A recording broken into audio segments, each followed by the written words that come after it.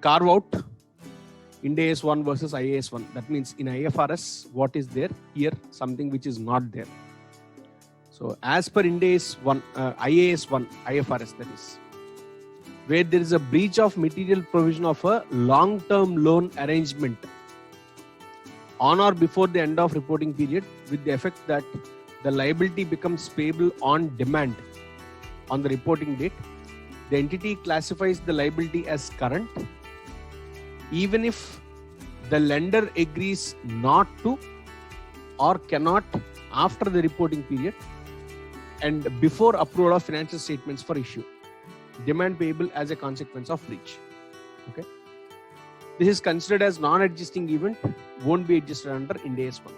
Now, what is it trying to convey? There could be at times where you would have seen some breach of contracts.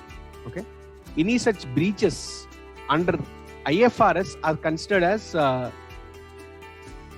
current breaches. That is, there is a current liability which is created, is what standard says.